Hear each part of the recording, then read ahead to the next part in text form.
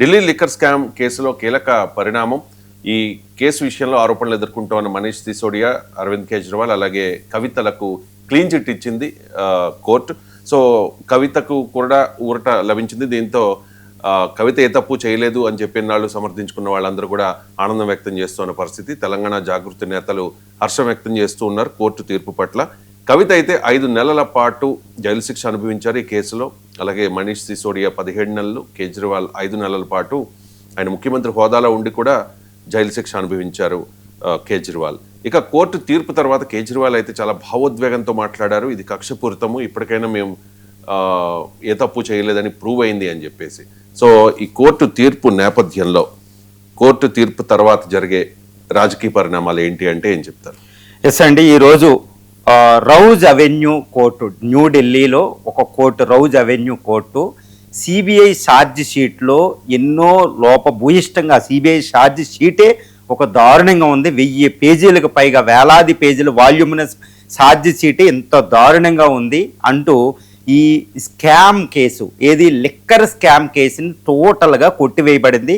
ఇందులో liquor scam కేసులో ఆరోపణలు ఎదుర్కొంటున్న మొత్తం 23 మందిని ఇటు అక్విటెడ్ అనమాట, ఇది మొత్తం రిలీజ్ చేసింది. వాళ్ళ మీద ఎటువంటి కేసు లేదని తొలగించడం జరిగింది.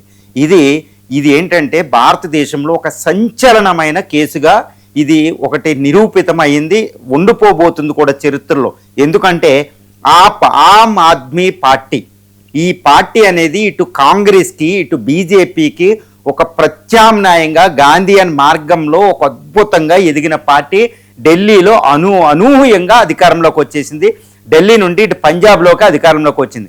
ఇలాంటి సందర్భంలో ఒక సివిల్ సర్వెంట్, ఒక గాంధీ అనగా, ఒక సంఘ సంస్కర్తగా, ఒక రిఫార్మిస్ట్గా, యూత్లో ఒక ఐకానిక్గా వెళ్ళిపోయి రామన్ మొగసాసి అవార్డు కొట్టుకుని ప్రపంచంలోనే ఒక గొప్ప పొలిటీషియన్గా ఎదిగిపోయే పరిస్థితుల్లో ఈ లిక్కర్ స్కామ్ అనే ఏది ఢిల్లీ లిక్కర్ పాలసీ అనేది ఒక అవినీతి భరితం అనుకుంటూ అరవింద్ కేజ్రీవాల్తో పాటు ఆయన అనుయాయుడు, అంటే ఆప్ పార్టీ నెలకొల్పడంలో ఒక ఫౌండర్ అనుకున్న మనీష్ సిసోడియా అని అయితే 17 నెలలు, ఈయనైతే 5 నెలలకు పైగా, ఈవెన్ ఎలక్షన్ని ఎదుర్కొనే పరిస్థితి కూడా ఆయనకి లేకుండా మన లోక్సభ ఎన్నికలను ఆయన జైల్లో పెట్టడం జరిగింది. దారుణమైన కేసు. దీంతో ఈవెన్ అన్నా హజారే లోక్పాల్ బిల్లు మీద ఉద్యమం తీసుకొచ్చి ఒక అద్భుతమైన గాంధీ అనగా పేరు మోసిన అన్నా హజారే అరవింద్ కేజ్రీవాల్ని ఏమని తిట్టారు అంటే, ఈయనకి రాజకీయాలు వద్దని ముందే చెప్పాను అని ఆయన ఒక గురువే నిందించే సందర్భం ఆయనకు వచ్చింది. ప్రజలందరూ అసహించుకున్నారు అరవింద్ కేజ్రీవాల్ను. ఢిల్లీలో దారుణంగా అట్టర్ ఫెయిల్యూర్ సంపాదించిన పార్టీ ఓడిపోయింది. గుర్తుపెట్టుకోవాలి, లోక్సభలో ఒక్క సీటు కూడా కొట్టుకోలేని పరిస్థితి ఆపుకొచ్చింది.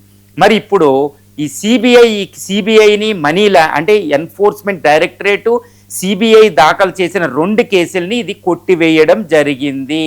అంటే పరిస్థితి ఏంటండి, ఈరోజు అరవింద్ కేజ్రీవాల్ కన్నీళ్లు పెట్టుకున్నట్టు సందర్భం ఈరోజు ఇండియా అంతా ఒక పెద్ద బిగ్గెస్ట్ బ్రేకింగ్ న్యూస్, ఒక చర్చనీయాంశం అయిపోయిందనమాట. ఇందులో 23 మందిని కూడా కొట్టివేయడం జరిగింది. 23 మందిపై ఉన్న కేసులు తొలగించడం జరిగింది. ఇందులో ముఖ్యంగా గోరంట్ల ఏపీ తెలంగాణకి సంబంధించిన గోరంట్ల బుచ్చిబాబు, కవిత, శరత్ రెడ్డిలు కూడా ఉన్నారు.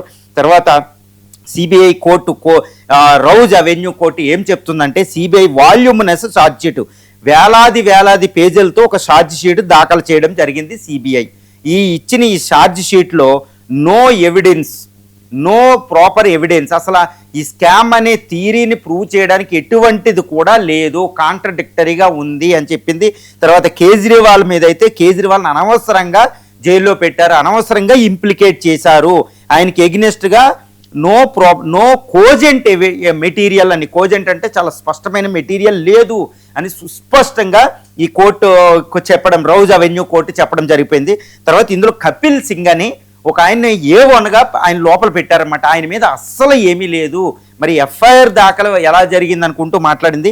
ఒక రకంగా ఎంత దాకా వెళ్ళిపోయిందంటే, సిబిఐలో డిపార్ట్మెంటల్ ఎంక్వైరీని కూడా ఈ కోర్టు ఆదేశించిందంటే సిబిఐ ఏం చేసింది, సిబిఐ ఎంత దారుణమైన ఇన్వెస్టిగేషన్ ఎలా చేసిందని చెప్పడం జరిగింది. కవిత గారు కూడా ఇప్పుడు టీఆర్ఎస్ పార్టీ కవిత ఎలక్షన్ టైంలో అక్కడికి వెళ్ళడం వల్ల బీఆర్ఎస్ అపజయానికి కవిత అరెస్ట్ కూడా ఒక కారణమైంది. ఇప్పుడు కవిత గారు ఏమంటున్నారంటే ఇది బీజేపీ కుట్ర, మోడీ గారు ఇన్ని కేసులు పెడతారని. వాళ్ళు ఇప్పుడు కేజ్రీవాల్ నేను నిరూపితమయ్యాను, చూడండి నన్ను అన్యాయంగా ఇరికించారని కేజ్రీవాల్ గారు మాట్లాడుతున్నారు. ఈ సిబిఐని చేతిలో పెట్టుకుని కేంద్ర ప్రభుత్వం ముఖ్యంగా బీజేపీ మమ్మల్ని ఇలా ఆడించిందని ఇద్దరు మాట్లాడడం జరిగిందనమాట. ఇప్పుడు ఒకళ్ళ సిసోడి అయితే 17 నెలల పాటు, కేజ్రీవాల్ 156 5 నెలల దాకా సుమారు, కవిత గారు కూడా 5 నెలల పాటు వాళ్ళు జైల్లో మగ్గిపోవడం జరిగింది. ఆ టైంలో అది ఇండియా యొక్క సెన్సేషన్ అనమాట. ఇక్కడ ముఖ్యమైన విషయం ఏంటంటే ఈడీ ఎన్ఫోర్స్మెంట్ డైరెక్టరేట్, అదేవిధంగా CBI central bureau of investigation, ఇది ఎప్పుడు వీటి మీద ఒక అపవాదం ఉంది. ఏంటంటే కేంద్ర ప్రభుత్వం అధికారంలో ఎవరుంటారో వాళ్ళకి అనుకూలంగా పనిచేస్తూ వాళ్ళకి పగ ఉన్న అడ్వర్సరీస్ పొలిటికల్ పార్టీస్ వ్యక్తుల మీద కేసులు పెడుతూ ఉంటాయంటారు. ఇప్పుడు ఈ యొక్క రౌజ్ అవెన్యూ కోర్టు ఈవెన్ సిబిఐలో డిపార్ట్మెంటల్ ఎంక్వైరీ కూడా ఆదేశించి 1000 పేజీల ఛార్జ్ షీట్ రాస్తున్నారు అంటే ఒక ఐపీఎస్ ఆఫీసర్లో పెద్ద ఎంతో ఎక్స్పీరియన్స్ ఉన్న వాళ్ళు ఇన్వెస్టిగేషన్ ఎందుకు లోపభూయిష్టంగా చేశారు? ఇది కావాలని చేశారా? మరి ఫస్ట్ ఎందుకు అరెస్ట్ చేశారు? అన్ని రోజులు ఎందుకు పెట్టాలి వాళ్ళని? ఇది సిబిఐ సమాధానం చెప్పి తీరాలి. ఎన్ఫోర్స్మెంట్ డైరెక్టరేట్ సమాధానం చెప్పి తీరాలి. ఎందుకంటే ఈ సిబిఐ ఎన్ఫోర్స్మెంట్ డైరెక్టరేట్ పెట్టిన money laundering, prevention of money laundering act అనే చాలా దారుణమైన చట్టాలండి. ఇవి ఎంతో ప్రజలకు సేవ చేద్దామని వచ్చిన కేజ్రీవాల్ లాంటి వాళ్ళని, కవిత లాంటి వాళ్ళని తీసుకెళ్లి జైల్లో పడేస్తే అసలు ఎంతటి భయోత్పాతాన్ని క్రియేట్ చేస్తంటే ప్రజాస్వామ్యంలో ప్రజాస్వామ్యబద్ధంగా పొలిటికల్ పార్టీస్ని అణచగొట్టే అతిపెద్ద చర్య అనమాట. ఇది చాలా పెద్ద విషయం అండి. మరి సిబిఐకి చాలా పెద్ద అపవాది ఇది. సిబిఐ అంటే ప్రజలు ఎవ్వరికీ ట్రస్ట్ లేదు. సిబిఐ అంటే తొత్తు, రాజకీయ తొత్తు అని ప్రతిపక్షాలు ఎప్పుడు చెబుతూ ఉంటాయి.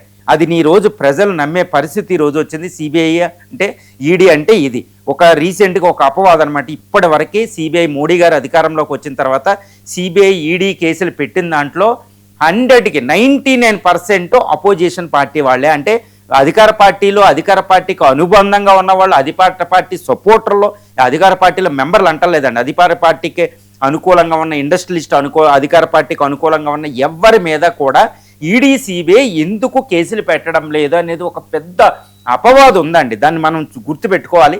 ఈవెన్ సీఎంను కూడా లోపల జైల్లో పెడుతుంది సిబిఐ, ఈడీలు పెడుతున్నాయి. మరి ఇదేంటి అంటే ఒక అతి పెద్ద విషయం అనమాట. ఎందుకంటే కేజ్రీవాల్ గారు అరెస్ట్ అయినప్పుడు ఈవెన్ ఫ్రాన్సు, జర్మనీ లాంటి యూరోపియన్ కంట్రీస్ కూడా ఆందోళన వ్యక్తం చేశాయి. మరి జర్మనీ ఆందోళన వ్యక్తం చేసింది కేజ్రీవాల్ని జైల్లో పెట్టినప్పుడు. మరి జర్మనీని మనం క్రిటిసైజ్ చేసాం, మన మినిస్టర్ ఆఫ్ విదేశాంగ శాఖ క్రిటిసైజ్ చేసింది, మా దేశంలో చట్టాలు బాగానే పనిచేస్తాయని. మరి ఈరోజు జర్మనీకి ఏం సమాధానం చెప్తారు? మా చట్టాలు బాగానే పనిచేస్తే మా ఇన్వెస్టిగేషన్ డిపార్ట్మెంట్లో అయితే చట్టానికి చట్టం ప్రారంగా పనిచేయో, అధికారం ఎవరు ఉంటే వాళ్ళ పక్షాన పనిచేస్తే రాజ్యాంగబద్ధ సంస్థ అనేది కాకుండా రాజ్యాంగ పరంగా పనిచేయవని ఈరోజు మనం జర్మనీకి చెప్పగలమా? జర్మనీకి ఇంతటి అపవాది ఏంటి? ఈరోజు ప్రజలు దృష్టిలో సిబిఐ ఈడీలు కేసు పెడుతున్నాయి అంటే ఏదో పగతో పెడుతున్నాయి. నిజంగా సిబిఐ ఈడీలు వెళ్ళి నిజంగా వాస్తవంగా కేసు పెట్టినా కూడా నమ్మే పరిస్థితుల్లో ప్రజలు లేరు. This is what the trust in the national investigation agencies అండి.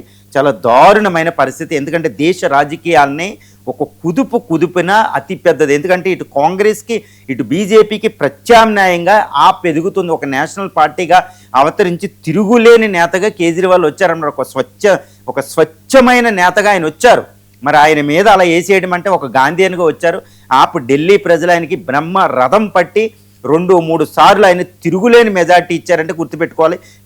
ఎంటైర్ బీజేపీ కంట్రీ అంతా జయించింది, కానీ అక్కడ ఉన్న ఆప్ని మాత్రం 2 ఎలక్షన్లో జయించలేకపోయింది. ఎంటైర్ నేషనల్ ప్రైమ్ మినిస్టర్ నుంచి ఎంటైర్ క్యాబినెట్ రంగంలో దిగిన, అమిత్ షా రంగంలో దిగిన ఢిల్లీ ప్రజలు కేజ్రీవాల్కే ఇచ్చారు. కానీ ఈరోజు కేజ్రీవాల్ ఓడిపోయింది బ్యాలెట్ ద్వారా కాదండి, సిబిఐ ఈడీ చేతిలో కేజ్రీవాల్ ఓడిపోయారు. మరి ఈరోజు మనం ఏమనాలి? ఈరోజు ఎంతటి దారుణమైన విషయం అంటే అంతటి దారుణమైన విషయం. సిబిఐకి ఛార్జ్ షీట్ వేయడం రాదా? నిజంగా సిబిఐ ఈడీలకి ఇన్వెస్టిగేషన్ చేయడం రాదా? మరి ఏం జరిగింది? కావాలని నిజమైన కేసుని వాళ్ళు ఇలా భ్రష్టు పట్టించారా? లేకపోతే ఇది జరిగిందా? లేకపోతే బీజేపీ మళ్ళీ యాప్ మధ్యన ఏదన్నా లోపాయకారి ఒప్పందం జరిగిందా? ఎన్ని డౌట్లు అండి ఈరోజు ఇండియాలో, across the country. This is what the state of investigation agencies in India అనమాట. ఇది రాజ్యాంగబద్ధంగా ఒక వ్యవస్థలు బాగోకపోతే కుదరదు. అక్కడ యునైటెడ్ స్టేట్స్ ఆఫ్ అమెరికా అలాంటి ద గ్రేట్ ఇప్పుడు స్ట్రాంగ్ మెన్ ఆఫ్ యుఎస్ ఎవరంటే ట్రంప్. మరి ట్రంప్ వ్యతిరేకంగా ఒక కోర్టు ఎంత గొప్ప తీర్పిచ్చింది. ఈ మైగ్రేషన్కి సంబంధించి ఎంత గొప్ప తీర్పు ఇచ్చింది. ఈవెన్ డిస్టిక్ కోర్టులు ఒక జడ్జిలు కూడా ఎంత గొప్ప తీర్పులు ఇస్తున్నారు. దట్ ఈస్ అక్కడ ఉన్నటువంటి వ్యవస్థ ఇక్కడ ఎందుకు మనకు కనపడడం లేదు. ఇన్వెస్టిగేషన్ ఏజెన్సీస్ని స్వతంత్రబద్ధంగా ఎందుకు పనిచేయలేకపోతున్నాయి. ఇప్పుడు దీన్ని బట్టి ఈ కేసుని బట్టి మనం చూడవలసింది ఏంటంటే ఈ సిబిఐ ఈడీల విషయంలో కేంద్ర ప్రభుత్వం జోక్యం చేసుకోకూడదు. ఈ విషయంలో చాలా జాగ్రత్తగా ఉండాలి. మరి ఏం చేయాలంటే వాటిని రాజ్యాంగబద్ధ సంస్థలు చేయాలి, వాటిని కాన్స్టిట్యూషనల్ అథారిటీ ఇవ్వాలి. అంటే ఒక స్టాట్యూటరీ ఏదో క్యాబినెట్ వీటి ద్వారా కాదండి, ఒక స్టాట్యూటరీ పార్లమెంట్ చట్టం ద్వారా వాటిని ఒక స్టాట్యూటరీ చేసి రాజ్యాంగబద్ధ సంస్థలుగా వాటిని మార్చి ఒక అద్భుతంగా వాటిని తయారు చేస్తే కానీ లేకపోతే వాళ్ళు అధికారంలో ఉన్న పార్టీ చేతిలో అవి కొమ్ము కాస్తాయి. చాలా దారుణంగా వ్యవస్థ భ్రష్టు పట్టిపోవడానికి ఇలాంటి సిబిఐ ఈడీలు అనమాట. ఇప్పుడు ఏం చేయాలో తెలియని పరిస్థితి.